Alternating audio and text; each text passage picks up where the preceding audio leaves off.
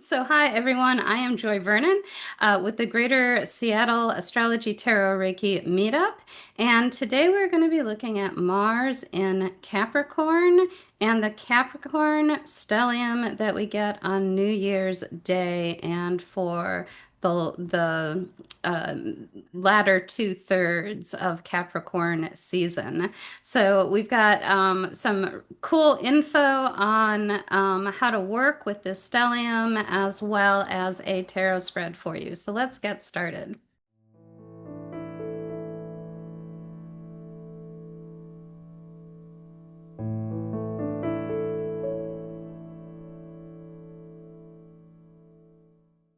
Okay, today we have Mars and Capricorn start 2026 with a bang.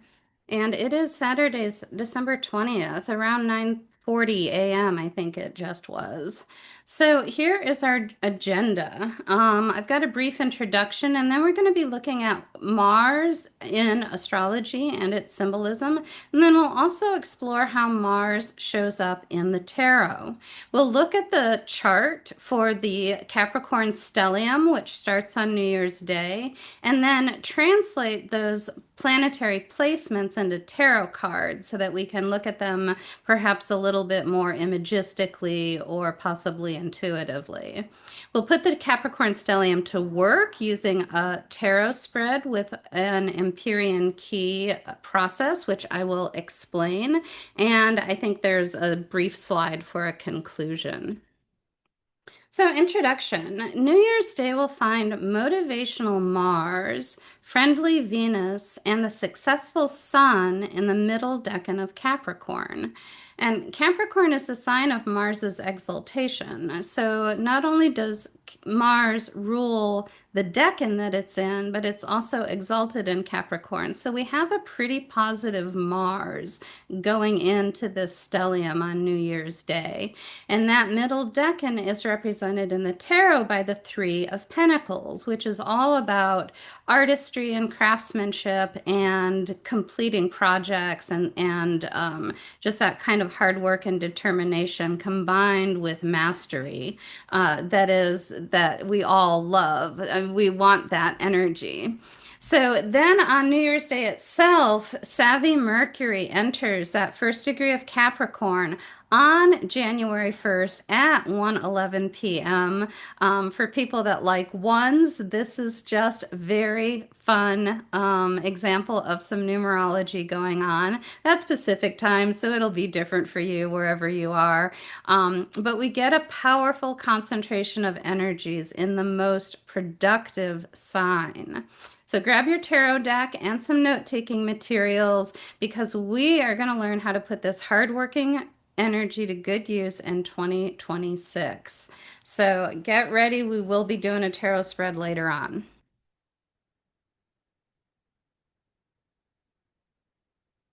Okay, so Mars in astrology. Mars rules Aries and Scorpio, and it is exalted in Capricorn. It's the warrior archetype, and its symbol is the sword. Some of the keywords for this planet are action, desire, drive, ambition. It represents our power, our vigor, our energy. It can also be our anger and our aggression. It can be our assertiveness. It gets associated with sexuality and just kind of life force. There's a certain degree of initiative that Mars will take, especially in Capricorn, a cardinal sign. But it also represents courage and passion as well. Um, Here's just a fun little fact. Mars retrogrades once every 2 years, meaning that it has fewer conjunctions and oppositions to the sun than the other planets. What does that mean symbolically? Well, I don't know. Think about that. What would that mean to you? To me, it feels like Mars wants to be independent. It doesn't want to follow the patterns that the other planets do. It wants to go its own way. And so just those are some things to work with when you're thinking of Mars. Here's an illustration of Mars. Um, uh, in a chariot. The chariot, incidentally, is pulled by dogs, which are often associated with Mars. I had to crop that part out, but you can see on the wheels the symbol for Aries and for Scorpio, which are its signs of rulership. So Mars and the tarot, and most of the illustrations today are from Raphael Kirchner, who was a uh, um, illustrator and artist at the turn of the 20th century and was mostly known for pinup girls posters and things like that. But he did tons of postcards, and you can see a lot of his artwork has writing on it because it was a postcard that somebody sent. And just this, I love this woman on this red bike. She's just like zipping past everybody else, and it just the kind of wake that she leaves behind is red. She's got the red hair and the yellow shirt, and she's just like very Mars energy, very like, I'm gonna do this, I'm gonna get there, I'm gonna win, I'm gonna, just very independent and goal driven. So we'll take a look at Mars and the tarot. We'll look at the Tower. The minor arcana cards that are ruled by Mars are the Two of Wands, Nine of Swords, Seven of Wands, Five of Cups, Three of Pentacles, and Ten of Cups. And then we'll zoom in on the Three of Pentacles, which is our Mars ruling the middle decan of Capricorn card. So here we've got Mars and Tarot as a tower. And of course, this is based on the Golden Dawn attributions.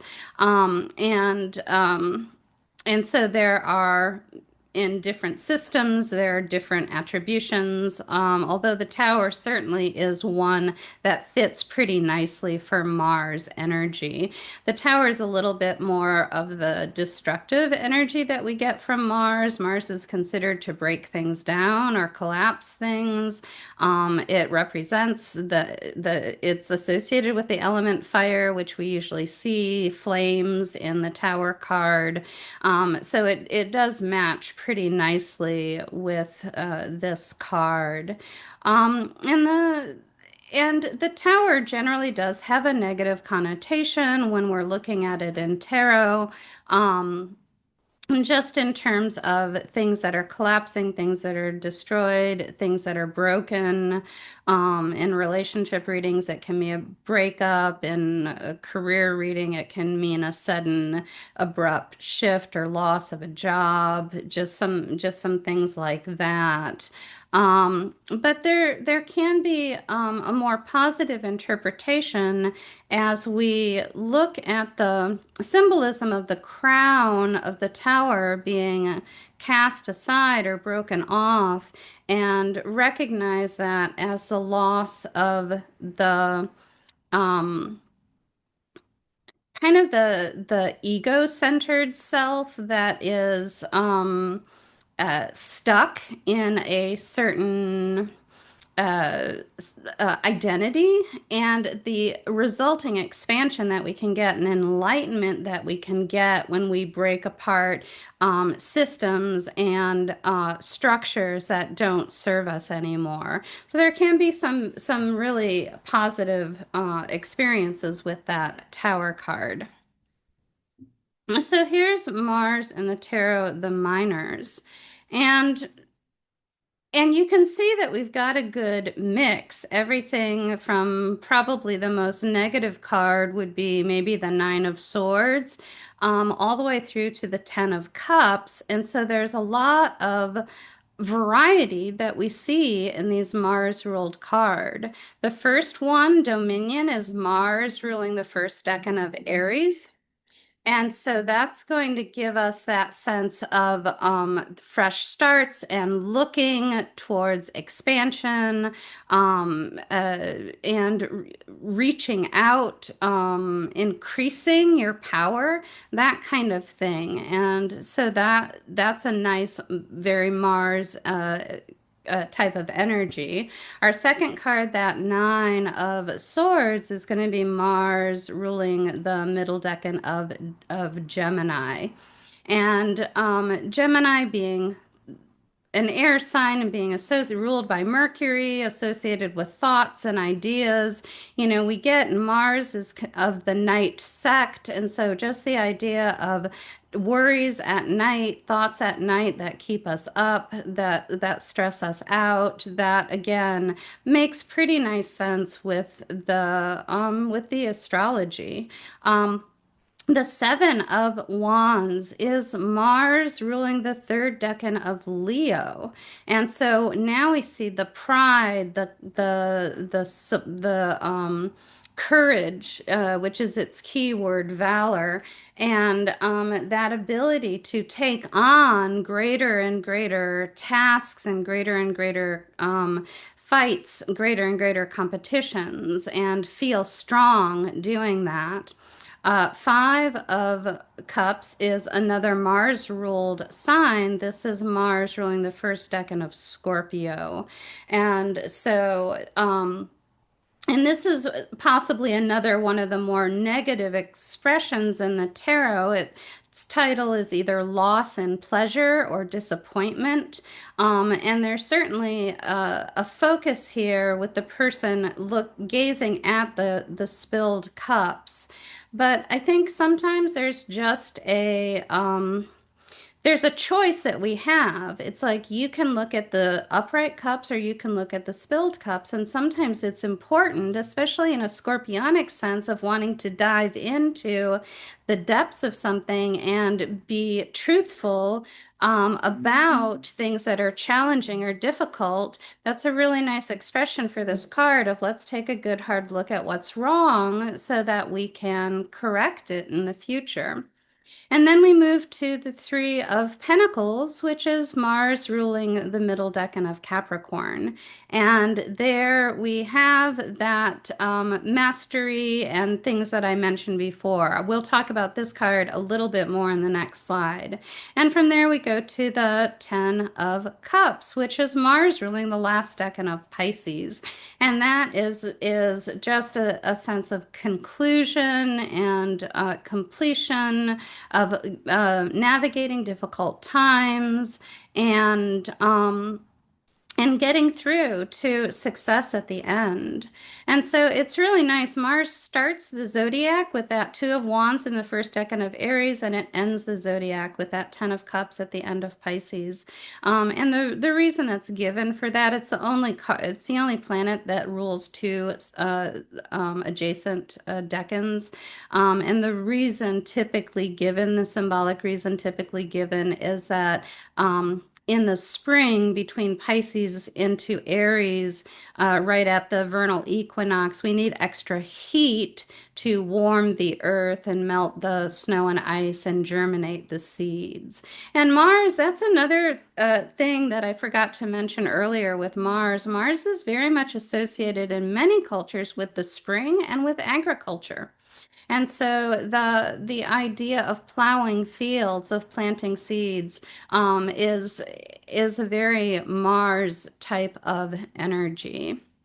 I think I'm going to stop at this point and just see if we have any questions or comments. And feel free to write in the chat if you want, or maybe some comments that you have about how you read these tarot cards, or how Mars in these cards, in the Tower, or any of these minor arcana cards, how that works for you.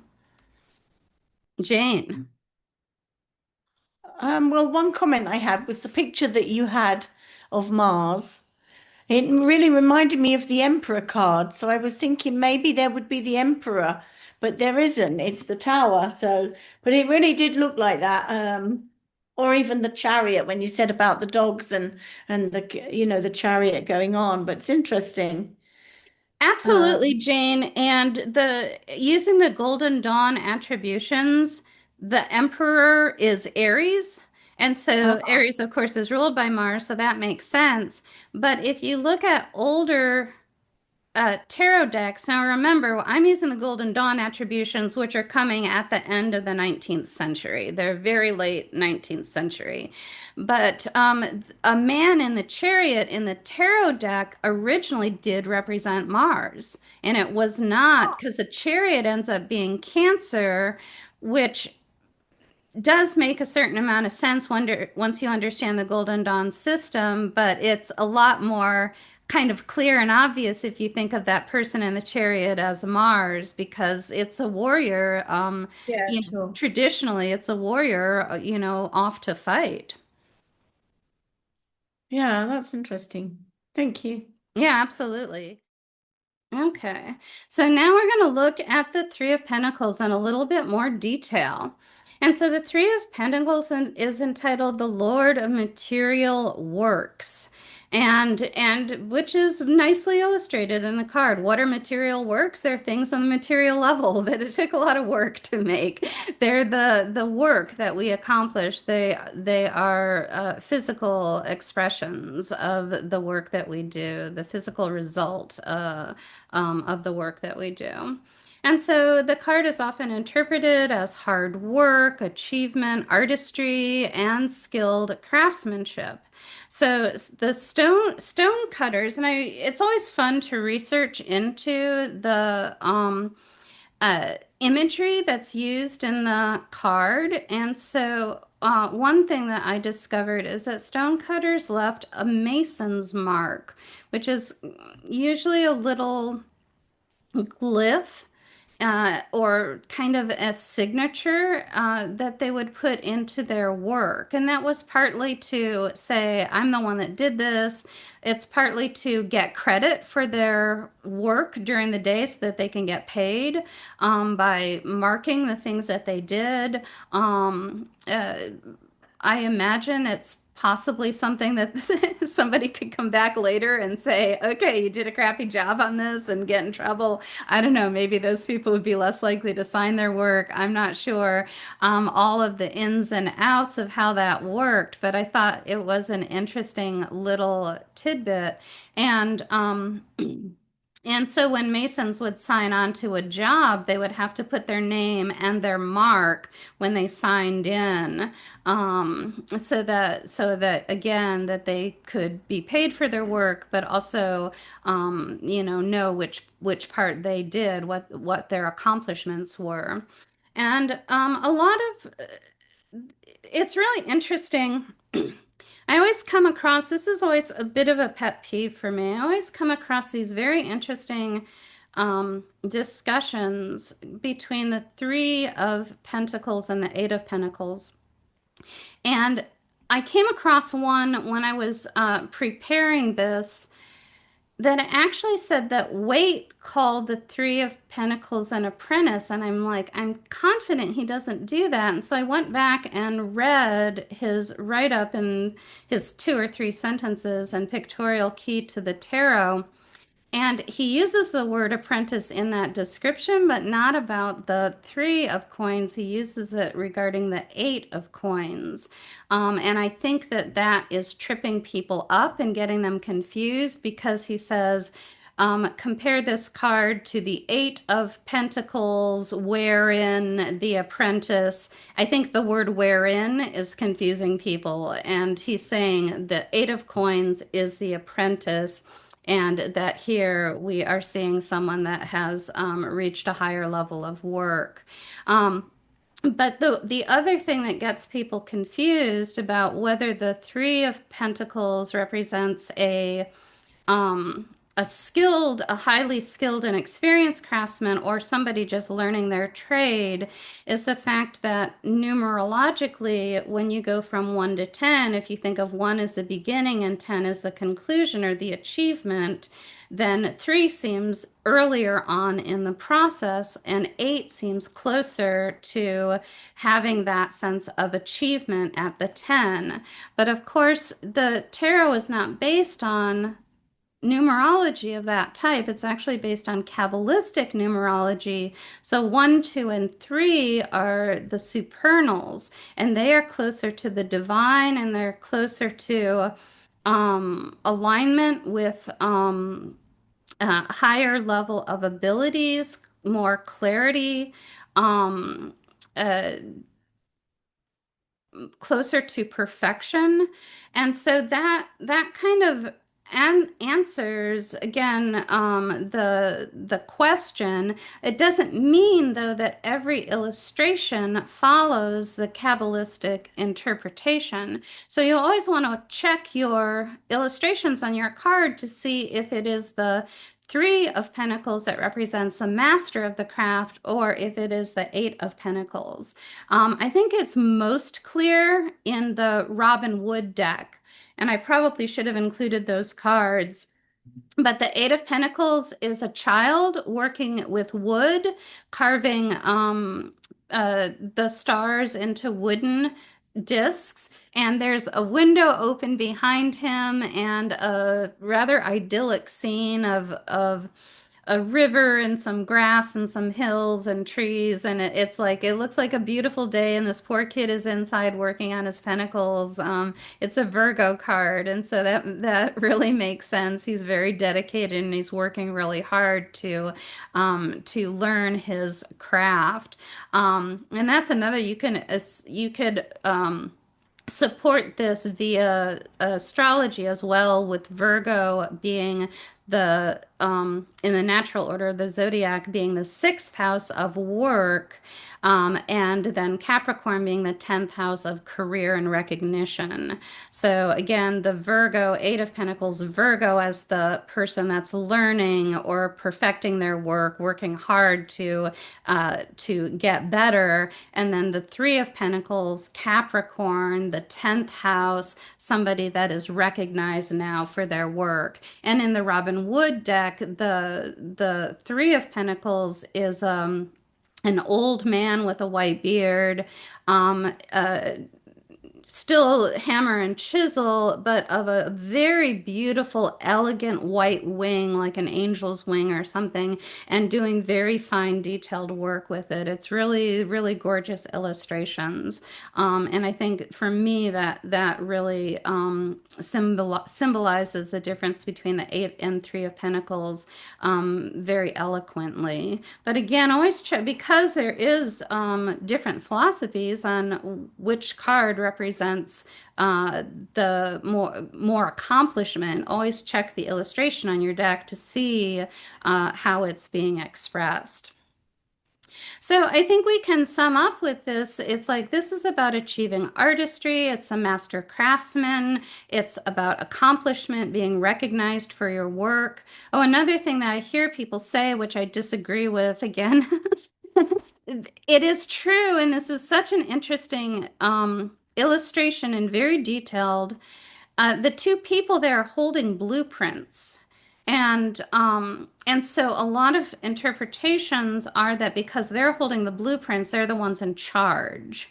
And I just don't see that that is true, because if the craftsman submits the blueprints, and he might not have drawn them, I will admit that, but even if he has to submit the blueprints to the church leaders, they're going to have the blueprints, but they don't really understand them. To me, this card is much more of an interruption, and people kind of trying to act like they're in charge, but it's more like those consultants that come into your work and tell you to do things differently, and they don't have a clue of the proper way to do it, or what doing it their way, how much that's going to mess up your process and your ability to accomplish your goals. So that's how I interpret this. One thing is, I was staring at that illustration just this week. I noticed it's like those blueprints aren't even the ones he's using. They must be old blueprints, because they show a single arch under the Three Pentacles instead of the double arch. Um, and so I imagined a little story that this guy had been interrupted all day, and then the woman, I don't know if it's two men. It does not look like the person in the long. There's the monk, obviously, but the other one with their head covered and that long hood is called um, a leery pipe. And and it doesn't look like that. The figure has delicate features, so it looks like it could be a woman, but it doesn't look like the person's wearing a dress. Um, Maybe boots or something. So I'm not quite sure if it's a woman, but I kind of imagined it that way. Leary pipes, I think, can be worn by men and women, but it seemed more common. I seem to see more illustrations of women wearing them. Um, so I imagine this, and a woman wouldn't be allowed in a monastery unless she was a donor. So I imagined her being the donor coming in to the monastery to like check on this new expansion that she was funding, and the master craftsman here kind of looking over his shoulder at her and going, she doesn't even have the right plans, and she's trying to tell me what to do, and having to explain to her that those are the old plans and they came up with a new idea, and the double archway will let more people through and faster time, and isn't she wonderful and innovative for having come up with that plan, because they'll this will be the only double arch in 3 counties. So that was my imagination about the scene, how that scene played out here. But you get to use your own imagination and come up with your own ideas for what's going on in this scene. So again, I'll stop for just a second. Any further thoughts or questions on this? I gotta laugh. This card often presents itself to me with the message of help or support. Okay, nice, nice. And I find it interesting to reflect on whether it's really possible to achieve mastery single-handedly. What a great question and great inquiry.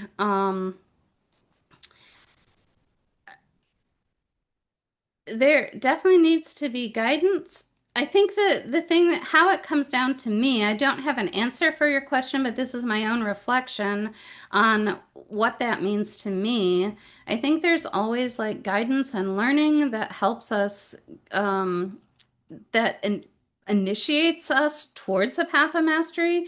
But I definitely see mastery as a self mastery, and it's about overcoming our limitations and overcoming the things that hold us back. And that nobody can do except yourself. And you can get support, and your friends can support you, or you can hire a coach, or you can take more classes or whatever. But ultimately, nobody can do that but you. So I do see mastery as being something that is very unique and individualistic.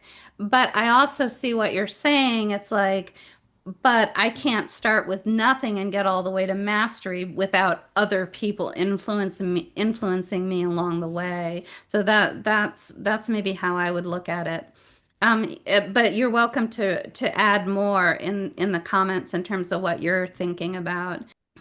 And Amelie came back on and said that she likes my view on self-mastery. She agrees that it's unique to oneself. So the help and support is very much the guidance or the people cheering you on. Yeah. She says, I like this message though, that it's a strength to ask for help and that we're stronger together. Yeah, that's really nice. I love the different uh, ideas that we're putting together here. So now we're going to look at the Capricorn stellium, which starts on New Year's Day. And so here we have, hopefully you can see this. I'm going to turn my image off so you can see the chart. Um, so here we have our stellium. And what is a stellium? A stellium, first of all, has more than one definition.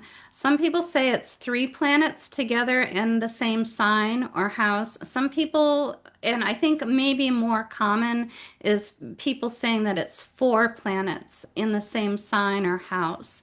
Also, some people say that it has to include at least one personal planet, which would be Moon, Mercury, Venus, Sun.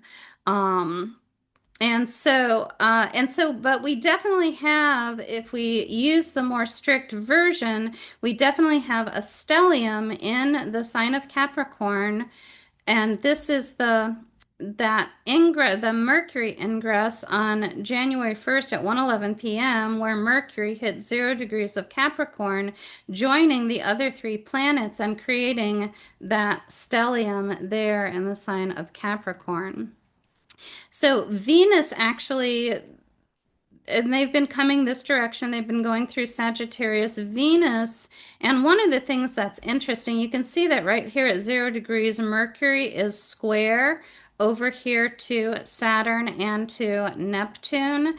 But as those planets, first Mars and then the Sun and then Venus, on right around December 23rd or 24th or so, she was coming in through here and going square to these. And now Mercury is our last one going through that last section. The moonity, the new moon, I think, was in that last decan of Sag square to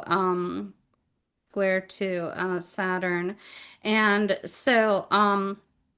so each of these things prior to entering into Capricorn are having a square relationship with Saturn over there in Pisces. And for those of you that were at last month's talk when I did how to find the story in the astrological chart, you'll remember that we talked about the square as being kind of a lock horns type of experience. I'm going to turn my image back on so you can see me.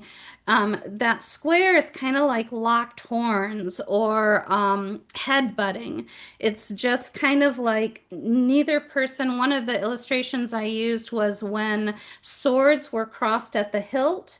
And it's like you're kind of stuck. You're trying to overcome another person, but you're not able to, you don't have much maneuvering room.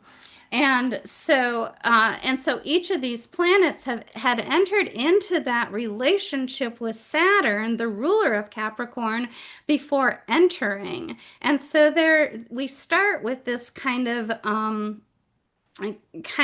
challenge to even enter into Saturn. You have to say the password or do the right knock or, whatever it takes to, be on the list. You're challenged at the doorway in order to enter into Capricorn.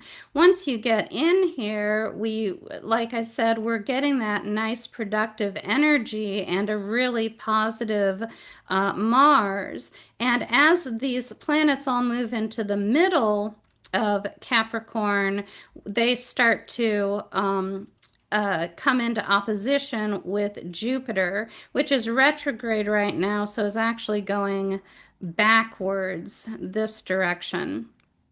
Um, so so that's a little bit of what's kind of going on here. I think it's really fun that Mercury enters on January 1st at 1:11 p.m. Of course, that's Pacific time, and that's our calendar and our and local time and things like that. So it's certainly not a universal thing, but it is fun to think about. Um, so, one of the things that we can think about, though, here is just the idea that four planets now have joined forces and uh, activated their energy there in Capricorn. Now, Mars and Venus are within 8 degrees of the sun, and so that means they are combust. Now, that can be a condition that decreases the power of the planet. But there are a number of supports. I did a podcast yesterday on Capricorn season, and the one of the people that does it with me, she pointed out that Venus is just naturally has a little bit more power in Capricorn. I forget what the reasoning was, but she didn't see Venus as being as debilitated as we might normally expect from a combustion when Venus was in Capricorn.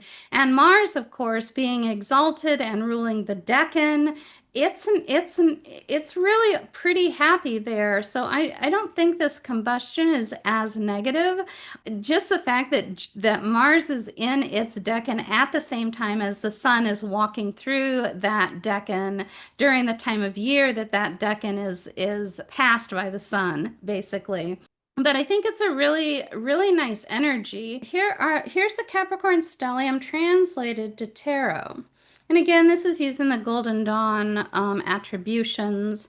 And the magician is our planet Mercury. That was there at the very beginning of Capricorn.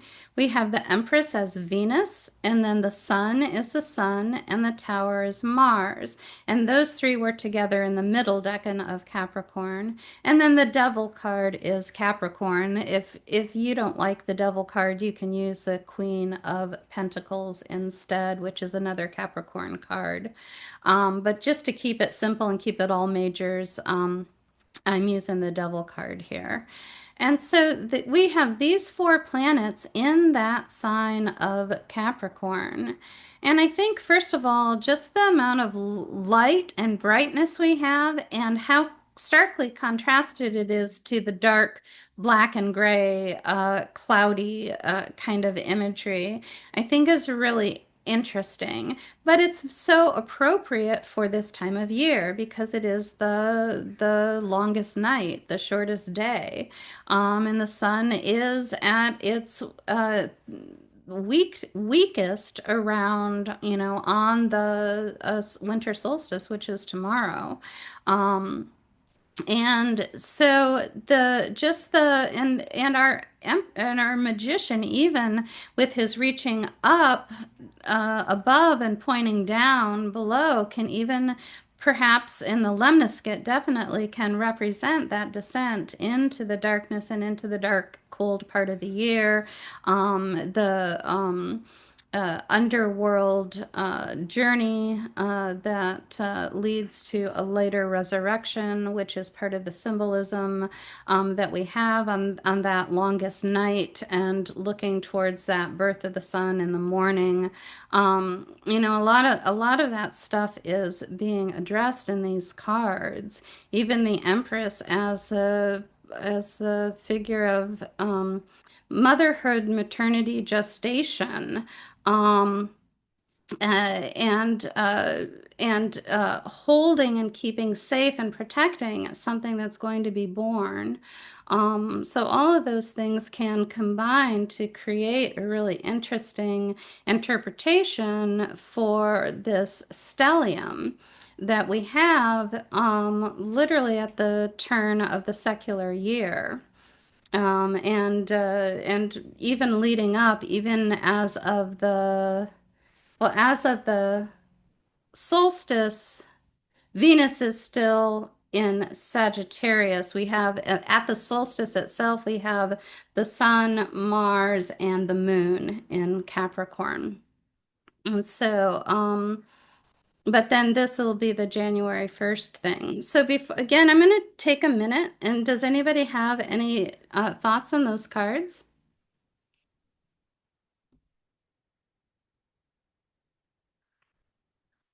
Um, it's Sabrina. I wanted to share that like there are the phallic symbols sticking up in the sky. So the wand with the magician, the Empress has that Yes. scepter, and then the flagpole and also the tower, which is Yes. itself a phallic symbol. That's what I Oh, know. yeah, love it. Yeah, Mars is definitely that definitely is symbol. Yeah, really nice. And that's the potency, right? That's the insemination and it's the planting of the seeds, which like I said, Mars is frequently associated with the spring in many cultures. But we get this chance now to plant a different type of seeds maybe in at the on New Year's. So yeah, I love that. There's um,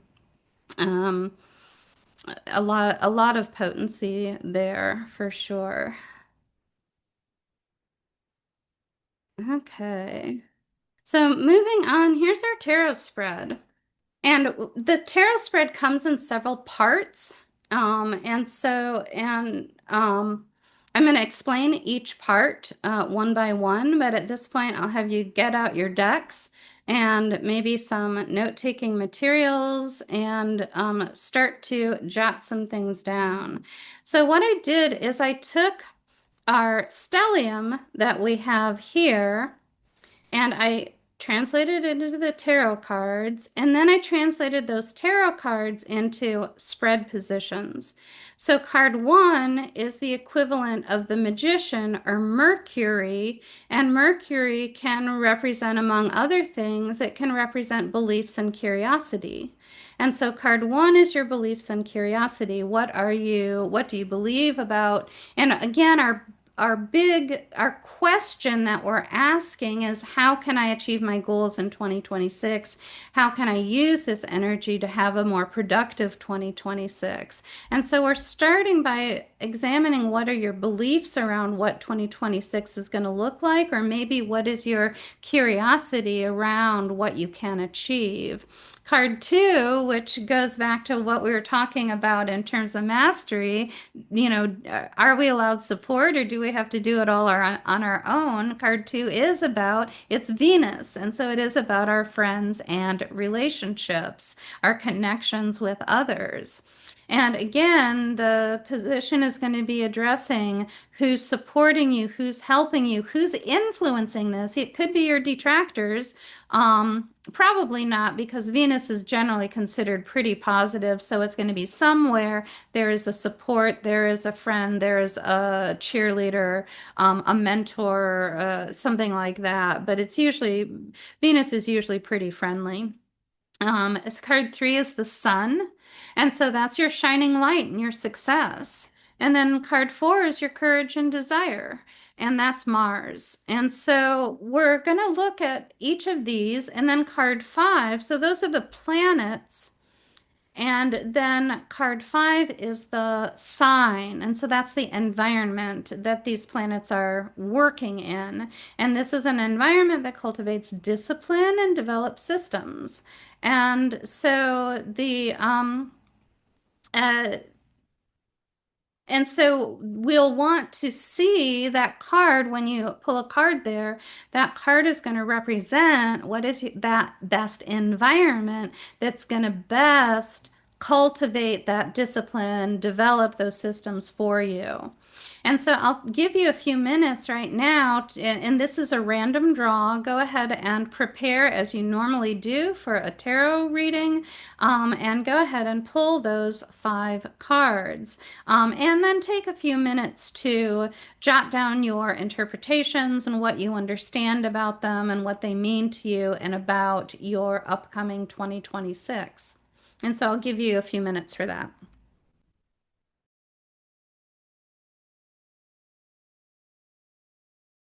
And so the next thing we're going to do, and this is kind of a typical way that I work with tarot spreads for groups like this or in classes that I teach, is that I, first of all, take larger spreads and break them down into small pieces. Having five cards is actually a lot of cards to look at one time for me. But I have us go through steps with a spread. And so our next step is here, and we're going to take those five spreads and we're going to focus them and elevate them. And so your beliefs and your curiosity, which was Mercury or the magician, along with your friends and relationships, which was Venus, and the Empress, those are going to combine into your support, how you support yourself through your beliefs and what you're willing to be curious about, and how your friends and relationships are supporting you. So card six is your support. Card seven is going to be based on the sun, which is your shining light and your success, and it's going to be based on Mars, which is the tower, which was your courage and already forgot what I had called it, your courage and desire. And so your shining light and success and your courage and desire, those are going to combine to create your ambition. And then the environment that Capricorn provides, which was about the systems and the discipline, that's going to combine, well, it's not a combination, but it's going to elevate into your level of determination. So now we've got a 3 card spread. Again, random draw. That's going to be card 6, your support, card 7, your ambition, and card 8, your determination. And just in terms of how this is playing out, and this is going back to that Three of Pentacles, that support is, both your internal support as well as your relationships, how that's going to um, make it easier for you to reach your goals. Your ambition is really what those goals are and how big you want them to be. And then your determination is how much work you're willing to put in. That's a Capricorn, which is the hard work and the nose to the grindstone. How much work are you going to put into achieving this? What are you going to do when you get setbacks? Are you going to work through them or are you going to give up? So these 3 cards are taking that first spread and focusing it and elevating it up a little bit. So your support, your ambition, your determination, again, I'll give you maybe about 5 minutes or so, or a little more to work on that.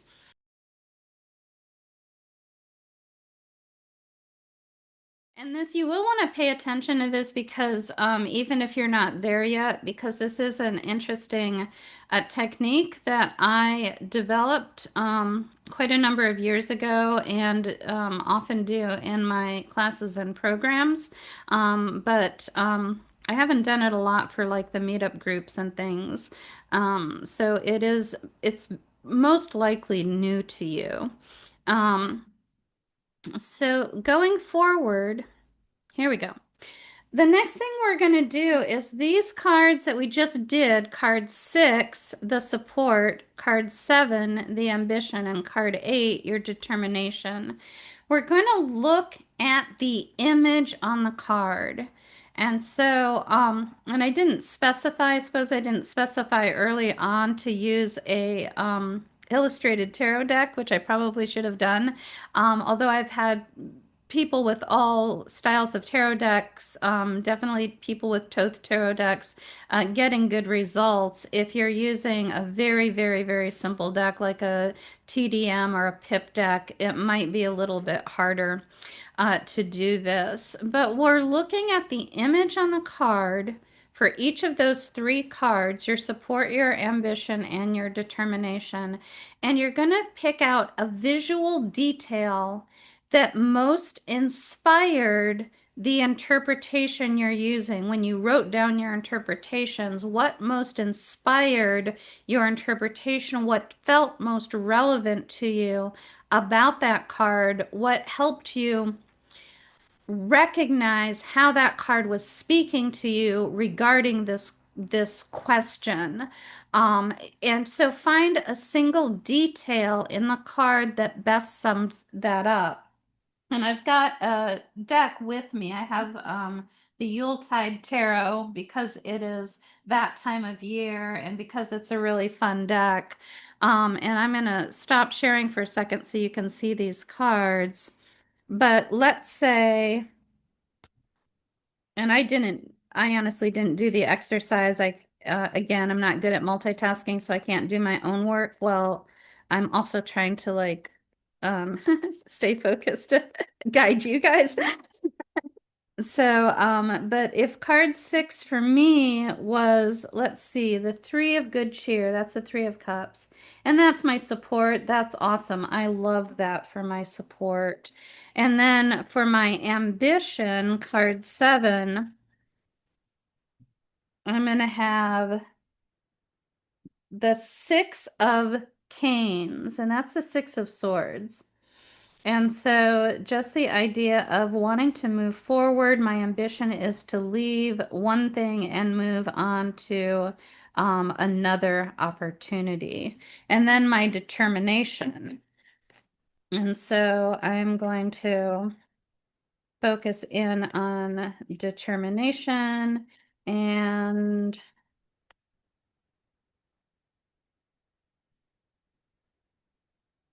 oh, yeah, this is this is me. So the laptop and the cell phone and all the empty coffee cups. This is the four of good cheer. So the four of cups. But she definitely is trying to be, you can see a lot of professional things. There's a lot of binders on the wall. There's a file cabinet. Her degrees are all in order and up on the wall. My business license, which is now on the wall, I got in trouble because it hadn't been posted. It was in the drawer, but it's supposed to be on the wall. It's there now. I have been doing this. I've been being a good girl. So that's my determination. So now I want to look at each of these and what connected me. And for the first thing, for my support literally is like three people, just a small group of people. And I felt I could maybe say the toasting the wine glasses or something, but I think it was really that number three. And then my second thing, my ambition, that moving forward idea was definitely expressed and hit me as, oh, an opportunity to go somewhere. That car was the most important thing. And then for obviously for this one, the thing that triggered me the most was the degrees or whatever on the wall. And a lot of the image spoke to me generally, but the idea of putting something up on the wall, I think that kind of appealed to me. So now I have three visual cues or visual details from these three cards. I have a group of three people, a car or vehicle, and degrees or diplomas or important documents on the wall. So now I'm going to look through the deck and try to find a single card that has those three details. Now, if you're new to this, you're going to be like, that's crazy, Joy. I'm not going to find that.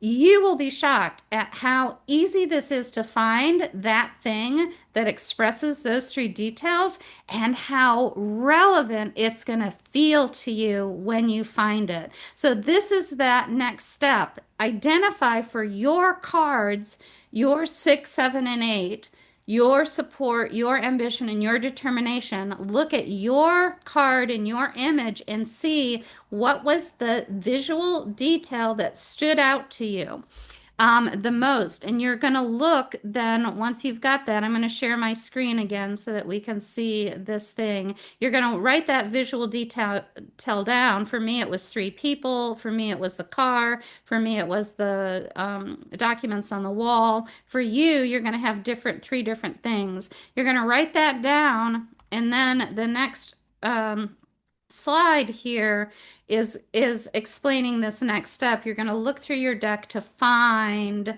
that those one card that has those three details on it.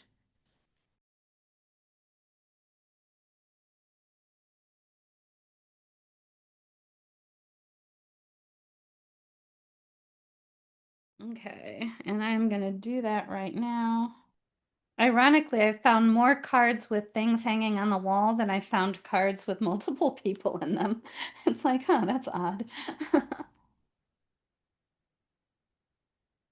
And I always make a little pile of cards that I think will fit, and and that's pretty natural. Most people end up doing it that way. And then you can go through it. Oh, this is nice. Then you can go through the pile later and clarify. Oh, another nice one. One of the things I really love about this exercise is that this creates, I call this a synthesis card when you find the one card that has your three visual details on it. It ends up being the final card of the spread. And because there is an intentionality towards it as we seek for it in the deck. And it can't be just, I like this card, I want this to be my card. It has to have those three visual details. So it can surprise us. And I've had people like the best card to fit their situation was like the Five of Cups or something, or the Five of Swords. I remember somebody having the Five of Swords, but it was so empowering to them, even though it typically has more of a negative a connotation to it. It was so empowering to discover this card and how it embodied their three details that they were in search of, that it becomes, even if the card is a little more negative, it becomes very, very personal, relevant, and powerful. And so the conclusion of the spread, the final card of the spread, is not some random card that you draw going, I just don't get it. I don't understand why that's how my spread ended. It becomes really relevant to you and very personalized. Um, that's one of the things that I really love about doing this technique. Um, it lets you be a little bit more active, and because you're more engaged and it's more personalized, the final card is much more powerful and relevant. I really think this might be it. Either one of these. So let me show you what I ended up with once I kind of went through the deck. This is the first one. I think this one might be it. There's the sleigh, which is a vehicle. There's three people, which is what I had in the first card. I said that grouping of three felt like a good support system. The vehicle is my ambition. And there is this weird sun that is not hanging on the wall, but it's definitely not like the sun in the sky, and it's definitely decorative. And so it is more like something that more like this idea of framed documents on the wall. And so that would be my determination. And plus, I like the image. It feels appropriate to how this spread came out for me. And I do feel like these three people can work together and go somewhere in that sleigh, and that sun, that decorative sun there, really can represent a determination that has a lot of brightness and perseverance, is kind of how I'm seeing it.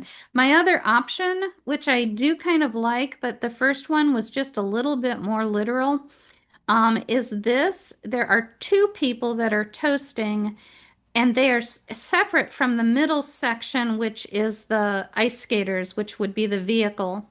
And there's not really anything on the wall, but there is that sun rising up in the background over the mountains, or setting over the mountains.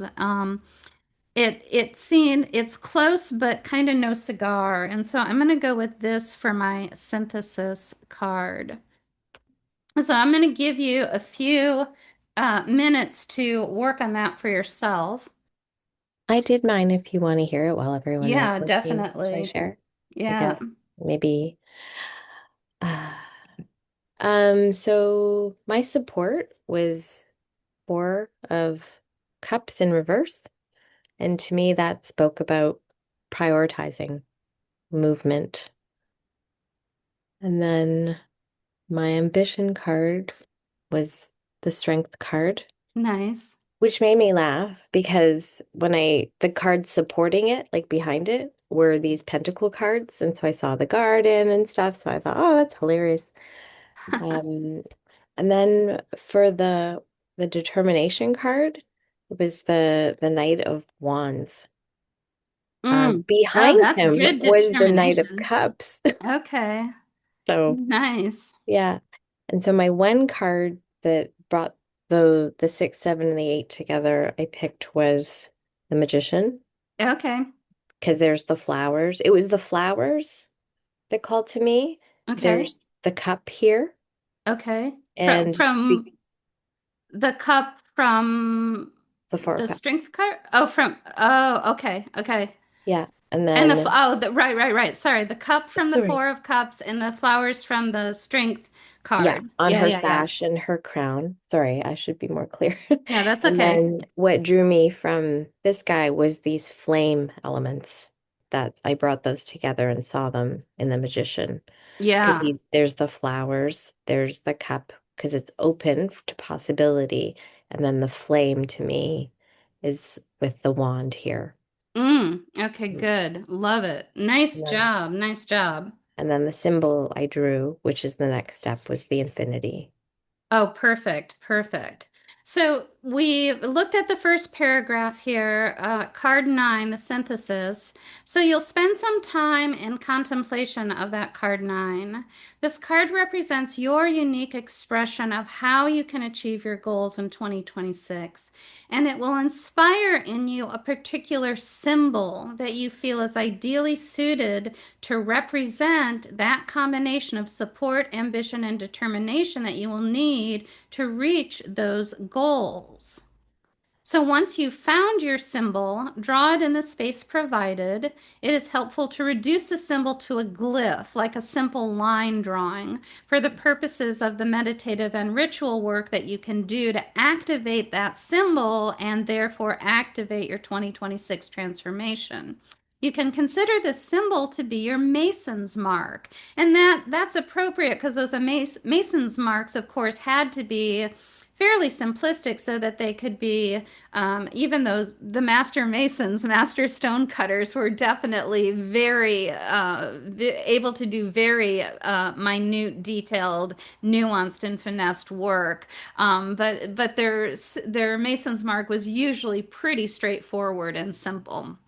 Um, and that's your little signature for the year.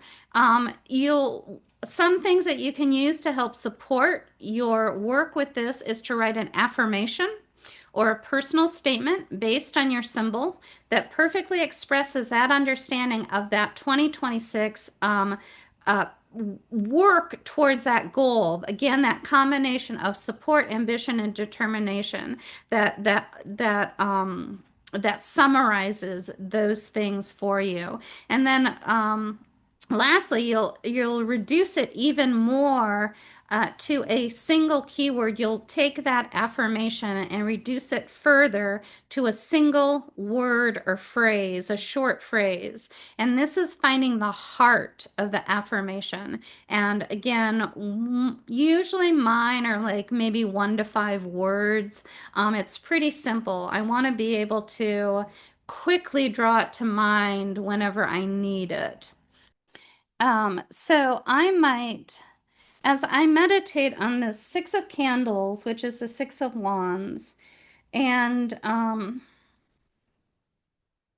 I mean the one thing that I noticed right away is that the sleigh is actually in. I mean, it's a parade. It's like a parade float or something. So it's in a gift box, and that's one of those kind of ironic, like moving forward and but staying steady. The chariot itself has that imagery because it's like a stone, this heavy stone box that is the vehicle of the chariot. It has a little bit of that idea, which paired up with some other readings I've done for myself recently is really recommending to me to build on what I've already established, what already is strong for me. Um, I like the fact that they're like on a parade float. So they're each kind of looking a little bit of a different direction. And I think that there's a little bit of like a Janus kind of looking forward and back. With the third face, sometimes you see it drawn with the third face that's facing straight out. So the idea of looking back and looking forward and being present, I think that's relevant to me. Um, and I don't understand what that sun is doing there. It does not seem to be attached. If it is attached to the sleigh, I don't see how. Um, it's got eight eight kind of.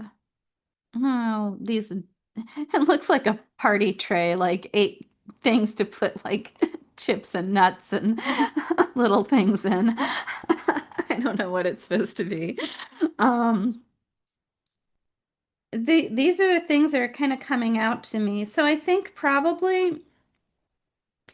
if I were to draw a symbol Right now, it's feeling a little complex. I might draw a box or a cube or something that does represent some kind of support.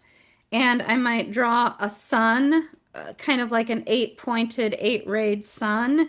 And I'd probably, right now, I have an urge to put like a Janus face with a three components to it, but I know that's going to be too complicated. So I'd probably try drawing that. And then I usually fill up a piece of paper with a bunch of different iterations of my symbol until I really get it down to exactly how I want it to look. But that's probably what I'd start with, and um, I'd probably take the sun. See, I'm already coming up with solutions. I'd probably take the eight rays of the sun and make the upward pointing one larger and the left pointing one larger and the right pointing one larger and put arrows on them like Mars. So it's still an eight-rayed sun, but three of those three, or maybe there's just a three-rayed thing behind it. Maybe there's a triangle behind it. Anyway, I would start playing with that until I came up with something.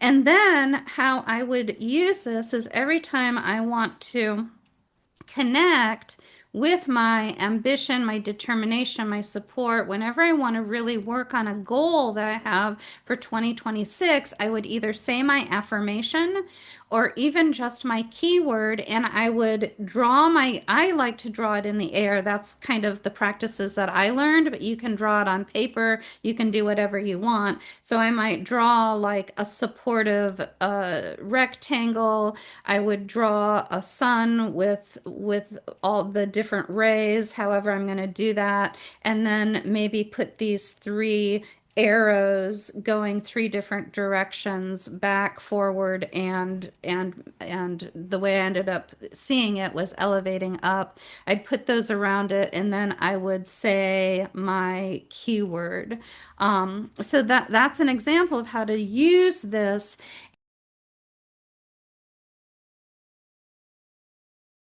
And one of the things that's really cool is we put a lot of effort into doing the spread, interpreting the spread, coming up with a symbol and all of that. Then you can forget all of that. You want to keep your symbol, your affirmation, and your keyword, but you don't have to remember all what the spread meant or what it said or what cards were involved. You don't have to remember any of that. What you want to remember is your symbol, your affirmation, and your keyword. You can use them all year. If they work for you, you can use them for the rest of your life. This does not end at the end of 2026 if you don't want it to. This is going to represent a specific effort that you're putting forward to achieve goals.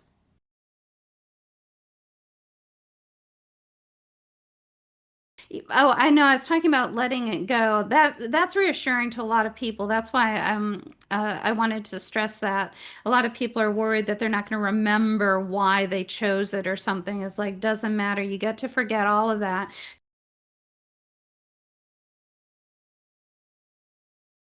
because you're planting it. And this is the most important thing. You're planting this seed in your subconscious. So the conscious logical memory and process that you went through to get there is no longer relevant. And this now is working at a subconscious level with just a symbol and a word, an affirmation or a keyword that can start, because change does not come from without, it comes from within. And the change happens on a subconscious level because our consciousness, it is practically impossible to have enough willpower to create change in our lives. It has to come from that subconscious place, that internal place.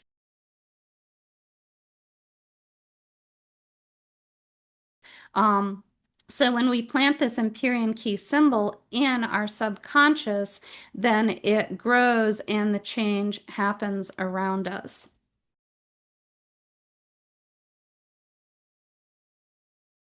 going forward here, how to use your Empyrean Key symbol. And again, the illustrations again are from Raphael Kirchner, and several, not all of them, but several are called from a series called Girls with Good Luck Charms. And so the cork popping, the champagne bottle popping, which was the main banner image, hero image for this talk, that was from that. You can see what was coming out of the bottle was all these good luck charms. And she's got a four-leaf clover and a horseshoe, and there's something else dangling lower on her necklace, but I had to crop it. And she has this whole little box full of jewelry with good luck charms. So I thought that was a really nice illustration for this because those good luck charms are our Empyrean Key symbol. And so a few ways to work with this symbol.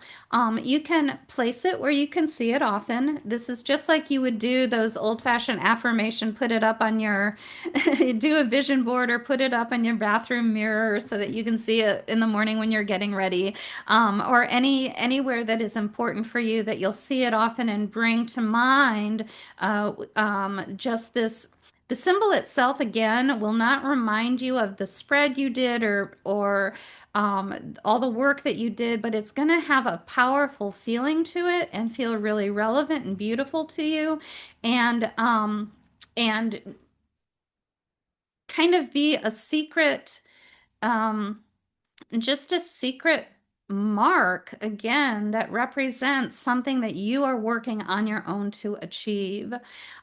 You can create something using the symbol, do, needlework or cast it in clay or bronze or something. I don't know. I had a student that worked at a trophy shop. She and her husband owned a trophy shop, and she loved doing her symbols. This is not, you can have as many symbols as you want. We would do Empyrean Key things about everything back in the day, and she would go to the trophy shop and she would engrave them into acrylic. She would make banners with them. She would print them on things. She had them everywhere. I like one thing that's really nice is to carve them on candles. And if you use like a big 7-day candle, and either carve it directly on the candle or sometimes those 7-day candles come in like glass container.